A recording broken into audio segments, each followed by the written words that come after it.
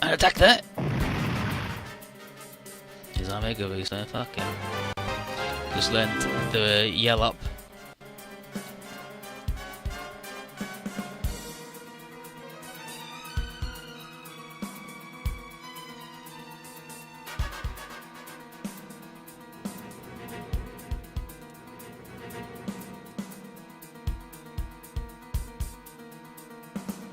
So we shoot it down.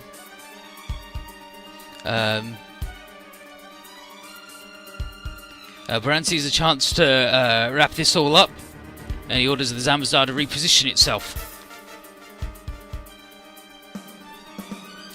Shin figures he's got a chance to take it down if he can get inside its barrier, and starts charging in. And Kimmel's like, "Shin, hold up, you're being way too rash, dude." He's like, "No, I'm gonna get it." Shin goes in, but the Zamazar pilot calls him a shithead and says this unit isn't made just to defend, and grabs him, throws him away.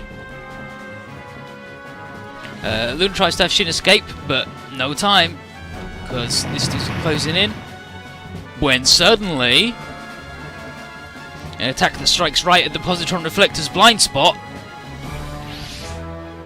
from a Black Gundam Mark II. Is that Titans? With Quattro Armoro? Here he is, hanging out with cats.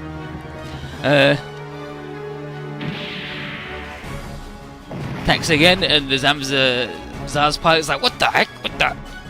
And goes like, "Such precise attacks, getting right through the barrier." You there, Gundam, pull back right now.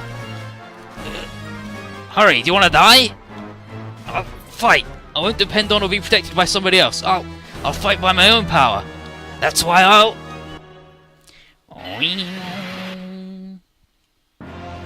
Whoa!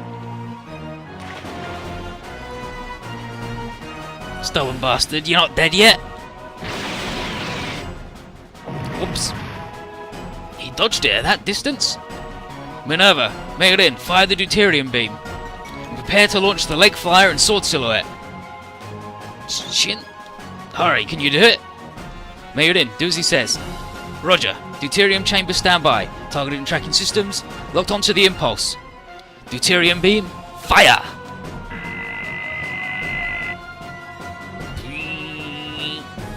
Next, launch the silhouette.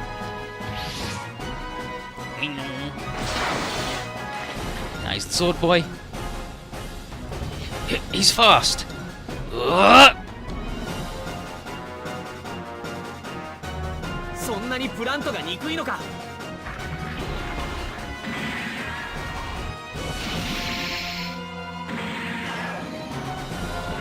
Let's go, baby.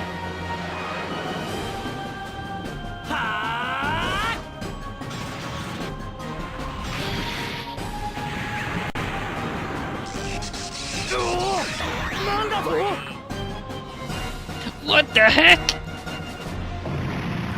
The skies. That pilot's move suddenly changed. Amuro Ray, is it you? Yes, Shah. I was sent by Karaba to help you all. Understood. Go and join up with them. Did I just call him Shah? So I'm just going to tag in with these guys. I'm Lieutenant Amuro Ray. Pleased to meet you. Amuro Ray, the legendary ace pilot? The Federation's White Shooting Star. We've heard that name. Leave the introductions for later. First need to deal with this situation. Follow that Gundam's lead. Shin, answer me. Shin, can you do this? I'll do it. The Federation and all... And now, information corner for Karaba, an Earth-based support organization for the AUG, organized by Hayato Kobayashi, uses a Garuda-class ultra-heavy lift transport called the Adumla as its flagship.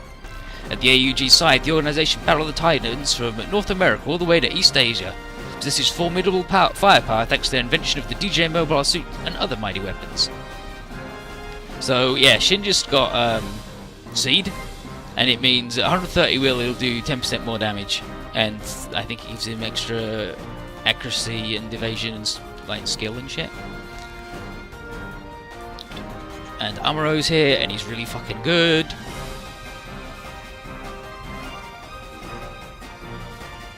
And we get the the Black Mark II. It doesn't have Camille's jetpack, but it's got more ammo for its bazooka and a better tri-attack. And it comes with 2 points of upgrade in every stat. Nice. Nice. Nice. Nice. Nice.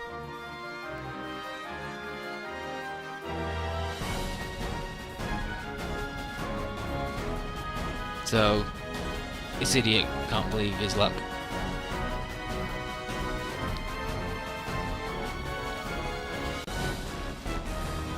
Let's find him what he actually does when he shits himself and leaves.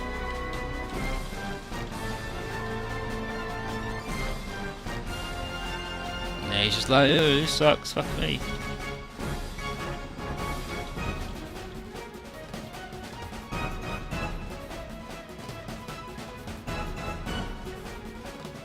So he leaves. He's had enough of this bullshit.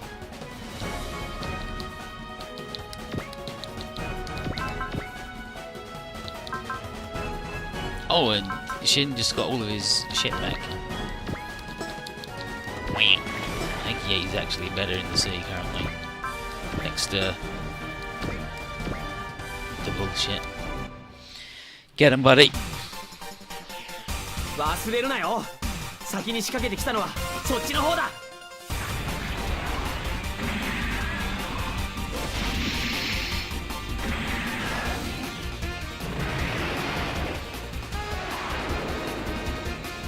真っ二つにしてやる。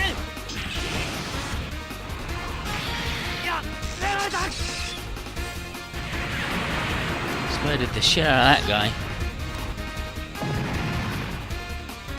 That's our apogee motor. And this guy's like, what the? Beaten by a mobile suit? What the? So all the other, oh, they fucking left. That was like 10k money sitting right there probably. But Shin's not allowed to let this guy go after it started a fight like this, and Aaron's like, shit, he's gonna go in for the kill. Rushes over.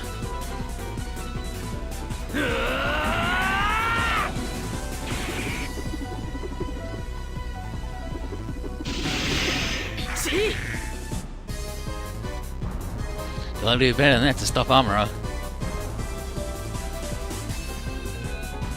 Block Shin's attack? What the? And he leaves. Shin's like, why the hell did you do that? And Amuro says that the enemy pilot had already lost its fighting spirit and started to retreat. He's like, what the? And he says, calm down. Do you want to become a murderer? But, more incoming. Alien nerds. Still exploiting the thin rivalry zones. But Mirin detects Toshia and our friend showing up. Everyone's safe and sound. Oliver is like, okay, so we've got all the Baron dudes and Eldar troops up ahead. Guess they're working together. Right surprised at the new huge robot. And Marin's like, this is baldy ass high. We'll destroy the Order Baron. And Ryder says, yo! Marin's a disgusting alien. And Toshio's like, damn Ryder, shut the fuck up. The enemy's right in front of us. This ain't the time to say stuff like that. Leeds is here and asks Aphrodite what they're going to do. And they're fighting not just God Sigma today, but another platoon of Earthlings. And she just says, take them all out. So, destroying these Earthlings would help both their causes. We don't have time to relax, so Tyler orders everyone to intercept. Amuro asks if Shin should pull back to avoid overdoing it, but he wants to continue fighting. Doesn't matter if the enemy's the Federation or more aliens. And Camilla's like, damn, this dude's all hecked up.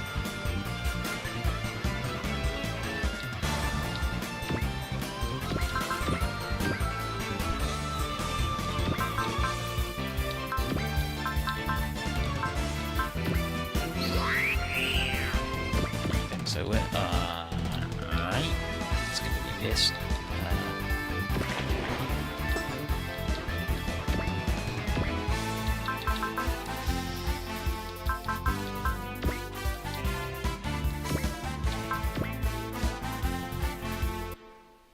And Amuro comes with support himself. He's a huge piece of shit. The bosses are Aflodia from Baldios and Leets from God Sigma. And they're working with the Vegans and the Gaizok to fuck up the Earth real bad.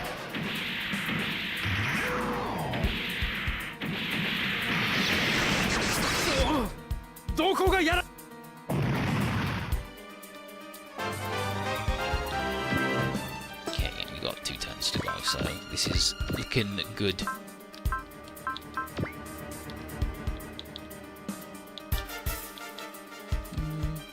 He doesn't need to do that.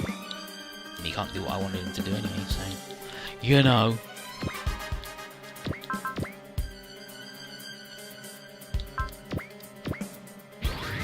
That.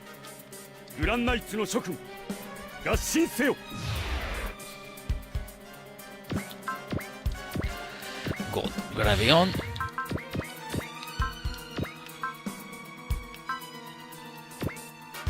And away we go.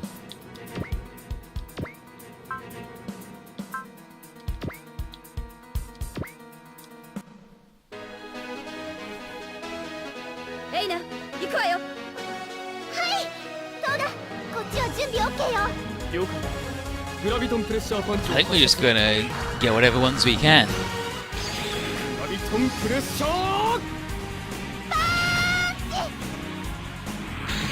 Punchy. Punchy. Ugh.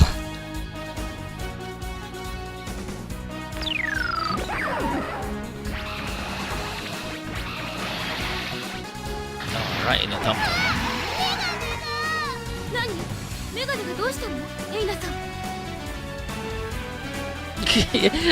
Wait, what are you talking about?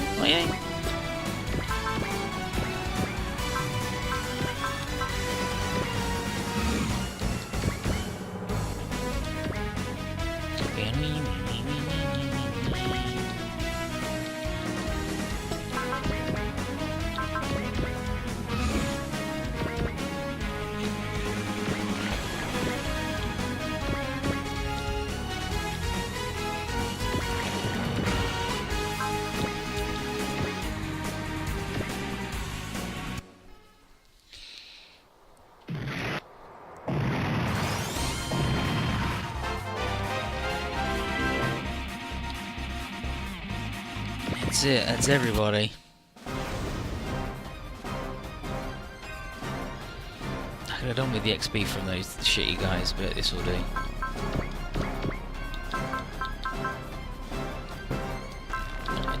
And just friggin' sword them. Go get them, Amara. I need to check what Bob Samura's got to. Yeah, fucking try the shit out, dude.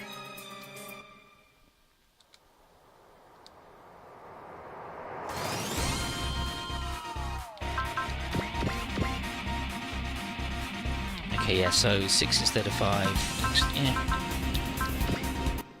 Black Mark 2, pretty good!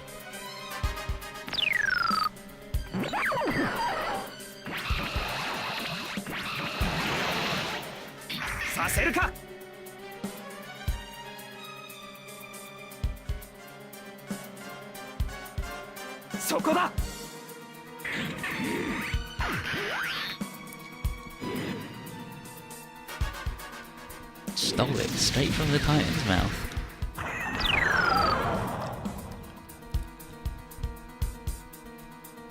And that was for a secret. If we hadn't done that, I think he would have shown up in a Nemo. Something shitty that we didn't want him to show up in.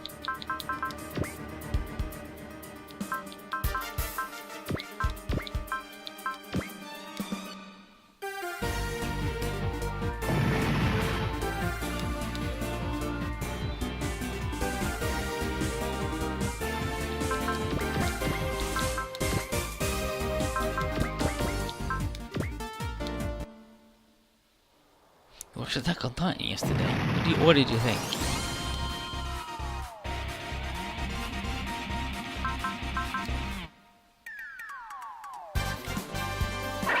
think this is a stupid where he shoots the shield off as a shit little plane. これ以上はやらせねえぞ。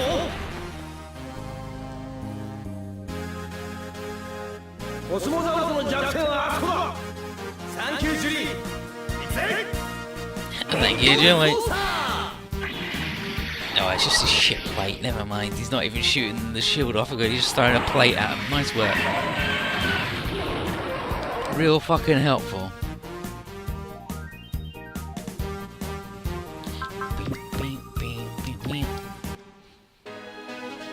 The Ultra Mega Mondo chest boomerang thing. The big sword. Yeah, you wanna go, buddy?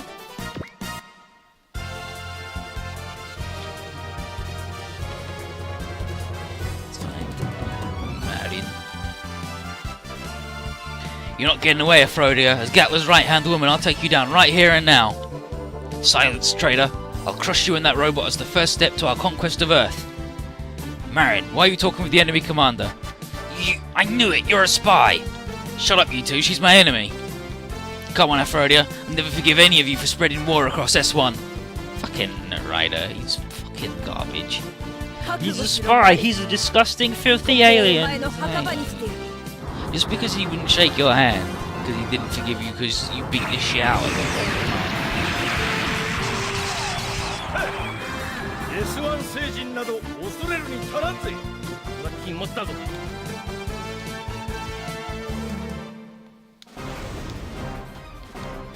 Okay, so we've got 2 turns now, including this one.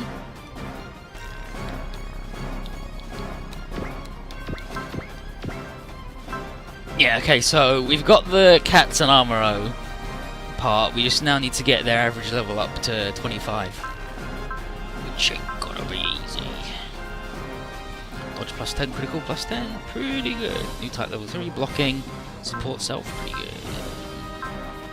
So he's gonna get hit and away, and break cool limit, and who knows what else? What wanders away.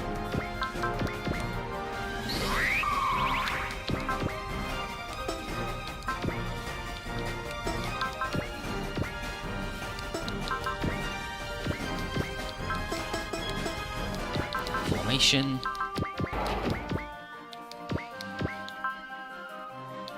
So we can try it up. Oh no, like I might as well just stand one away, like here.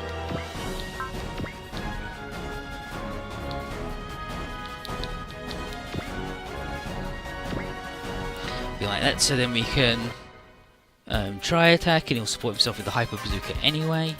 He's a good boy.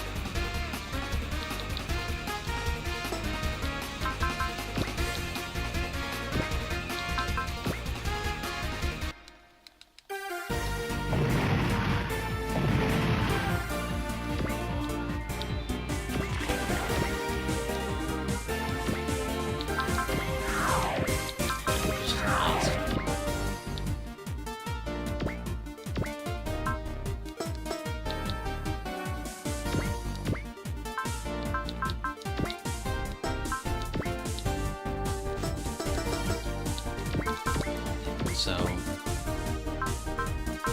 we don't need to do that yet. We're fine. These guys are fine. Go over here. Shoot the fucker.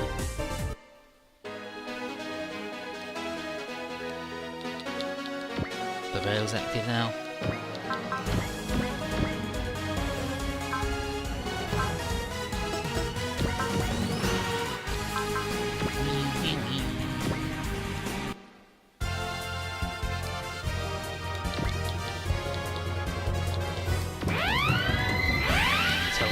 boy.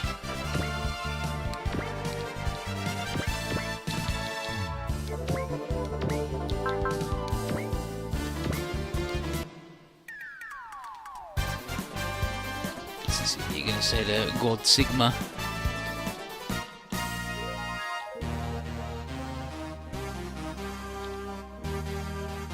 I found you, God Sigma. For all the Eldar people, I will crush you. So there's no doubt that the Eldar are targeting God Sigma specifically. How's that, Julie? Do you have a PhD on Eldar grudges or something?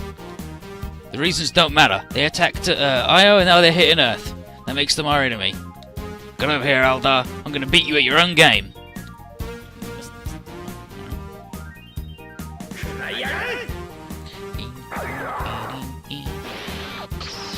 It's gonna be the old voidy swordy.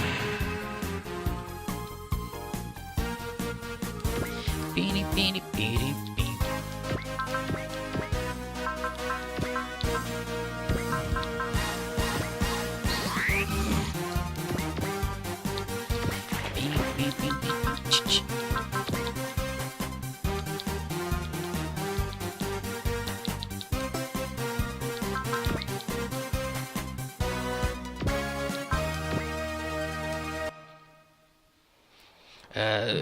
Boreas has got a regular barrier, which I think it blocks 1,000 for 5.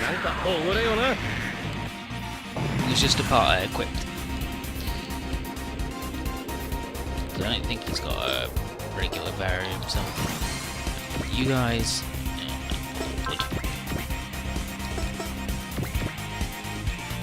Can't even get in the damn boat.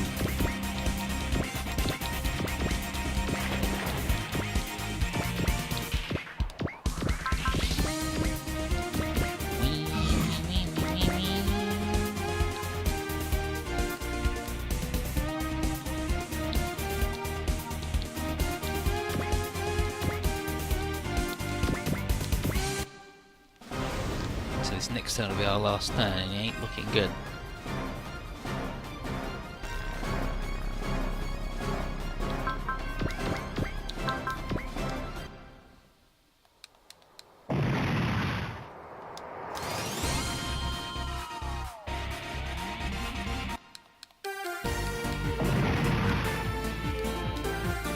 Let's go.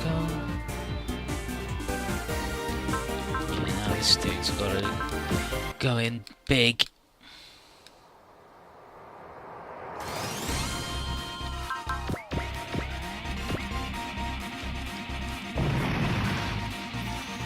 We do at least also have the counter attack.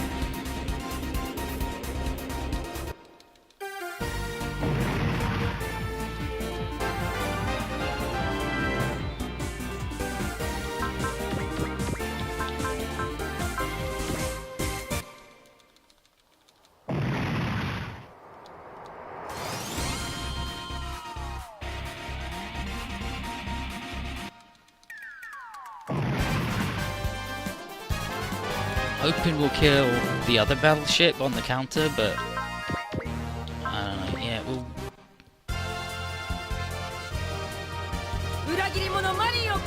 After Thunder Flash, we've got to do as much damage as we can. I think with everybody over here, we could get a Frodia, but it ain't gonna be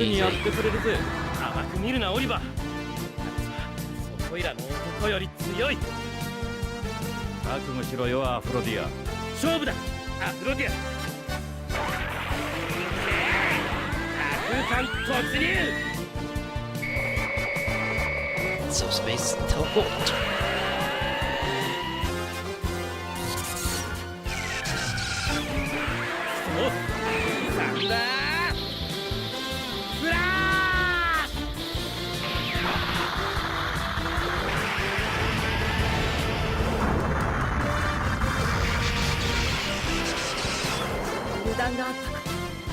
Okay, no, it's gonna be fine. We should be able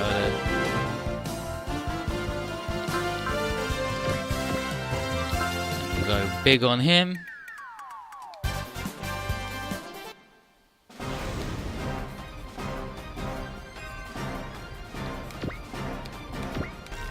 Rightio, rightio. This is our last turn. And you gotta get them all. It's fine, it's fine.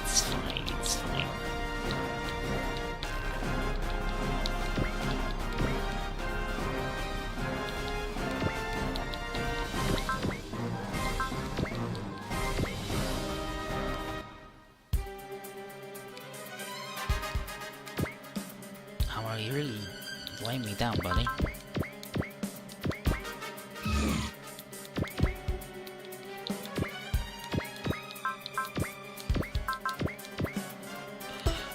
Alright. Fine, you don't do shit.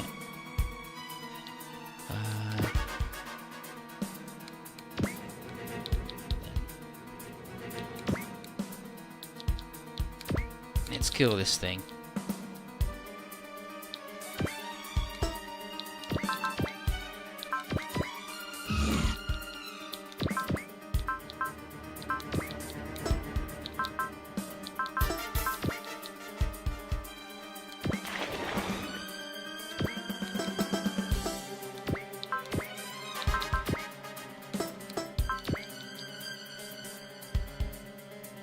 Unfortunately, got no attacks we can do from there, and still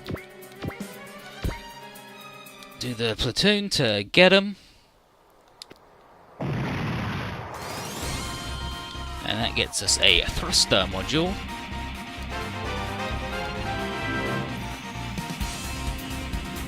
Okay, yeah, so all we have to do is kill them in the end, which is fine. He got the SR point, lose out on some money, but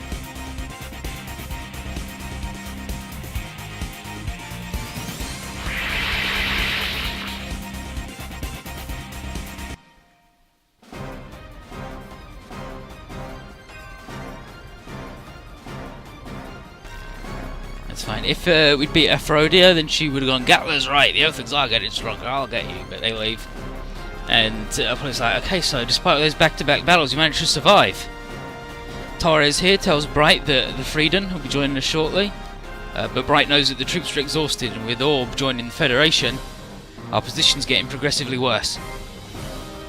Arthur thinks that as long as we have Shin kicking butt like today, we'll be good. And Talia thinks that his feats were derived through his own power and less of his mech. But she always found it a bit odd that Shin received the impulse instead of Ray, who's the usually superior pilot. She wonders if Durandal knew about this all along. And Arthur said it's possible because he is an expert in DNA analysis. But either way, Talia thinks Orb's move must have come as quite a shock to Shin. And everyone's like, wow, what's going on? She's like, dang it, peaceful nation that doesn't intervene in other countries' conflicts business? What the heck's happened to them? Ugh! Duh! He's flipping his shit. And yelling, what? And Amuro can feel the rage and sorrow echoing from Shin's soul. But everyone's going to get him to calm down. Meanwhile, so Durandal has just told Atherin of Orb's entry into the new Federation, and an official announcement hasn't been made. It's been confirmed that they're performing joint military actions, and sadly it seems to indicate that the Orb Parliament decided to side with the Federation rather than Kigali, and inwardly here Atherin knows that she was unable to hold the Seirin family back. Either way, Durandal is sure this will only accelerate the chaos grip in the world. Furthermore, amongst the neutral countries, Orb's the most powerful one, so its action will have a considerable effect over the others. Atherin begs Durandal and says they can't go to war blinded by rage and hatred lest the world be once again enveloped in a meaningless battle. He remembers how the criminals who dropped Junius 7 and his father, Patrick Zala, was right, but he knows that doing things the same as his father did will only lead to a world filled with hatred. Durandal thinks that Atherin left Kigali's service and returned to the plants in order to atone for his father's crimes, and he figures that Patrick and the terrorists had the same desire, to protect the plants. He can't agree with their methods, and because of that they've no choice but to protect both the plants and the world in other ways. In the end, Patrick is Patrick and Atherin is Atherin, so regardless of whose son he is, he shouldn't feel responsibility for what happened. There's nothing to blame him for, and he shouldn't try to bear that blame himself. Atherin came here to stop the flames of war from becoming an inferno once again, and that's what matters. Either way, he's glad that Atherin has returned, though the people might think if he was an idealist, Durandal is sure that the wishes of an individual like Atherin will save this world. The only other issue is Lakers, and Durandal seems to be a bit embarrassed at what he did.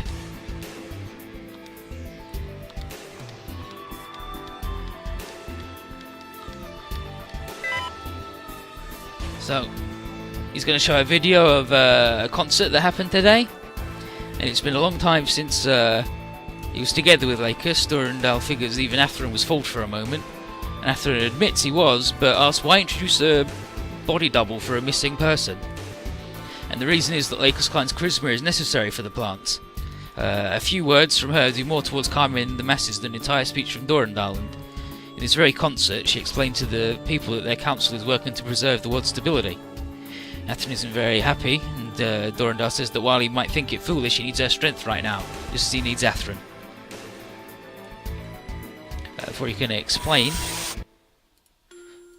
Lakers' body double comes in, and he's happy that they're watching a video of her show.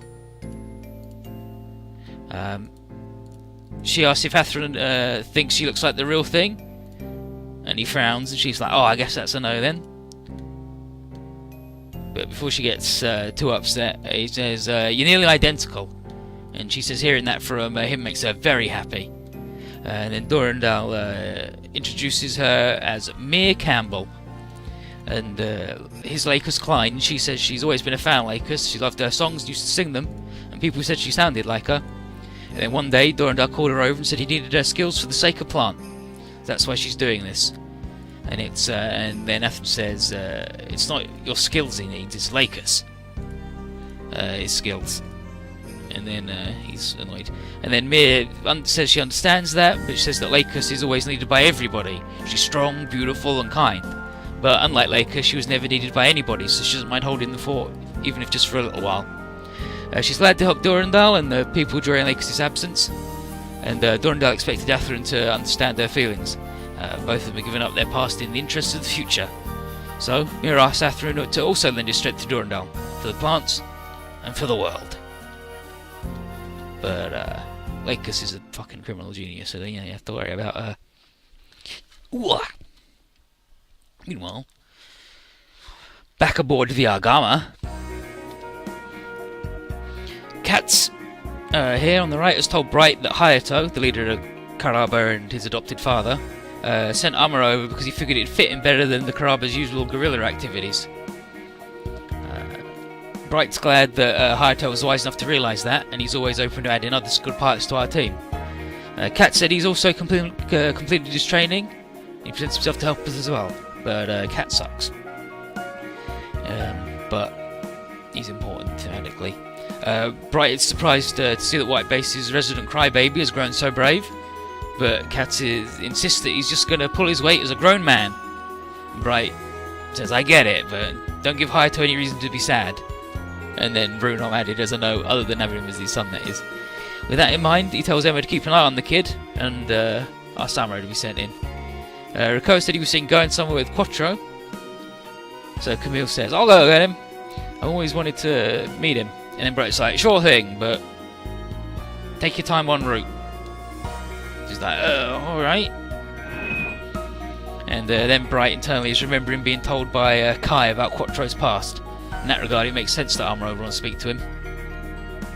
And then finally, Katz gives Bright a really old-fashioned paper letter with a message from Mirai, which is his wife, and the rest of the Karaba.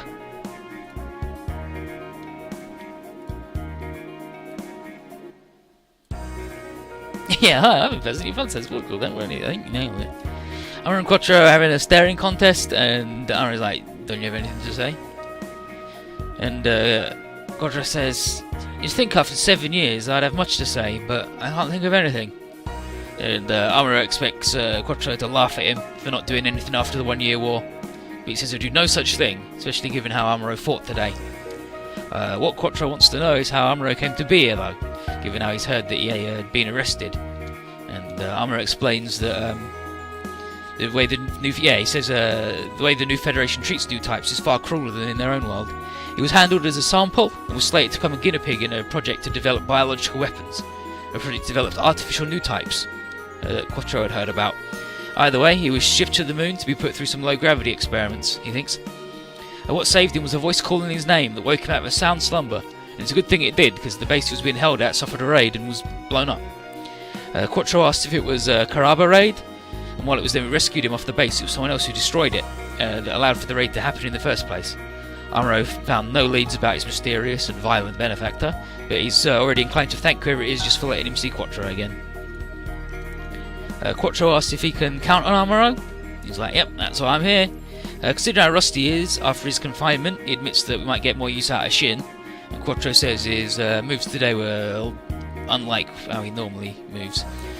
Amuro's man enough to confess that he was afraid when looking at Shin's bottomless eyes that viewed everything and everyone as his enemy. He says that such a way of fighting could only result in Shin's own eventual destruction. But Quattro says that they, of all people, should know that being sensitive isn't a good thing for a pilot. Perhaps one exception that Amuro remembers. I can read like most Gana, like katakana and hiragana, and I can read about 5 kanji, but I have a translation. Yeah, I'm using Brunom and Locked Pepper and Coffee's LP. Okay, then Camille comes over, like I can read that this says Amuro, and this says Bright. Because a lot of it is just English words written in different characters, so you can get through a lot. Like Camille's name is written there. But Camille comes over and is like, yo Amuro, Bright's calling for you. And I was like, oh, you came over to call me. But they introduce like, I'm Amuro Ray, he's like, I'm Camille Bidan. And Quattro tells Camille he should go to the Minerva while he escorts Amuro to the bridge. Ray and Luna Maria were looking for him. Quattro sounds reassured that Amuro too has eyes on the young pilot, and both of them hope he'll be able to tread the path that neither of them were able to find.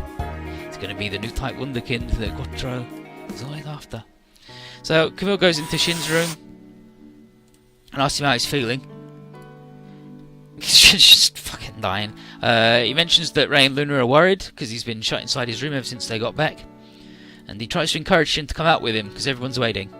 They all want to see him as today's victory was all due to him. And Captain Talia has even sent a request for a commendation to be given to him.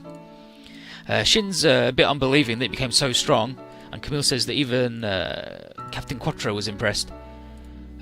Shin thinks a bit and thanks Camille while apologising for making him worry. And Camille says he's glad to, Shin says he's glad to hear those words come from Camille because getting stronger was something he's always been after. And Camille understands and says they weren't just his words, they're everyone else's too. And then Shin tells Camille to head to the cafeteria, he'll be there soon, because he wants to thank Ray and Luna. So off Camille goes. And then, I've gotten stronger. This is something I've wanted ever since that day I lost you, Mother and Father. To become strong and put an end to the fighting across the world. Mayu, watch over me. I'll stop this war with my own hands. It's fucking... The outro to this stage is fucking forever, apparently. At the cafeteria, Luna's relieved that they don't have to worry about Shin. And she was wondering because he wasn't himself after the battle. And Kim was like, yeah, he just needed some time to himself to calm down after being so focused. Ray apologises for asking Camille to step in with their friend. And Kim was like, yeah, no problem, but why didn't you go yourself? Ray says it's because they know a lot about Shin's issues with Orb, so he didn't want any awkwardness to arrive. Camille thinks that Shin's lucky to have such good friends, but Luna says that that Camille is one of those good friends himself. Mayrin then adds that Talia is always speaking highly of how good Camille is, and that he'd gone through Zaf's academy, he'd surely be a redcoat. And then Camille thanks her, says in his world the colour red is synonymous to a famous man. And his name's Char Aznavour, the Red Comet. And he was a legendary ace pilot. Luna remembers reading on the UN about him, that the Amuro Ray we met today was Char's only rival. And Camille's like, yep, that's right. Thanks to his arrival, he's sure the Argama crew just got a massive boost in the fighting capabilities. Regardless, the person who really impressed Luna and Aina here today was Shin. And AG figures, despite his usually angry eyes, Shin's still a softie who actually longs to hear good job from his buddies. And Luna Maria thinks he's entitled to it, considering the reversal he pulled today. Mizuki wonders if she should pat the kid on the head, or maybe have Lila or Runa give him a congratulatory kiss. And then Leo's like, and Luna's like, nope, Lil can't, because Sandman will never let us hear the end of it. So she's like, so that means you're okay with it though, Luna? And she's like, maybe. I mean, unlike you, Shin's pretty cute. And then he's like, then why has he got such a stupid sounding voice then, huh? Huh? And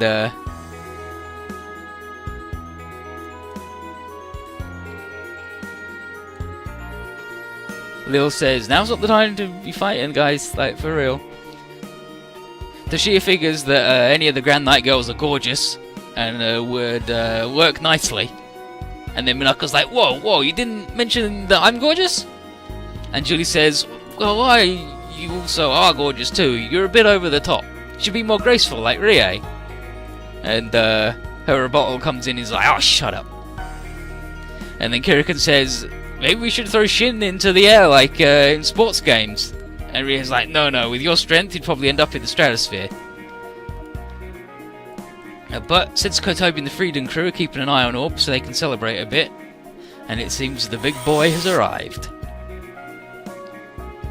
Shin comes in, and Luna's like, nice work, Shin, good job. And Eiji admits that he totally stole the spotlight today, as expected of one of the red coats.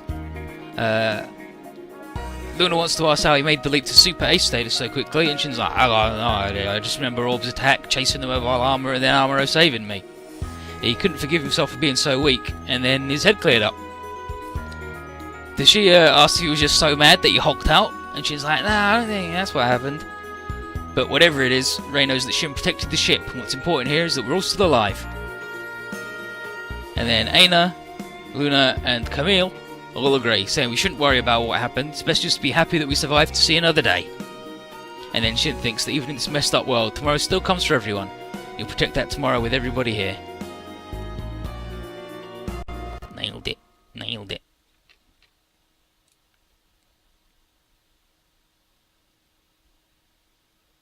And AG, when he made the joke about Shin having a weird shit voice, they have the same voice actor. So he's like, no, he's got a shit voice, right? Definitely. But it's the same voice. Obviously, the voice actor's best role is I don't understand what my husband is saying, because it's fucking incredible, and there's a dude who calls him the Destiny fucker. Well, last bit of cutscene. So in the middle of the Pacific is the Gecko Go, and Gidget has just received a weird transmission. Holland figures it's a scam or a prank call and says to ignore it. But the problem is it's using a code that supposedly only lifters know. And Tallow wonders if maybe someone's trying to hire them. Holland asks who sent the message, and Gidget says it's from someone called the Desert Tiger. And Holland says, that's a bit too extravagant, but we can at least hear him out. Now we'll go to the goddamn bazaar. Wee. Another booster, thank you. Buy that shit every day. Yeah, I'll buy another Scream on Dual 380, fuck it. I don't give a hot damn.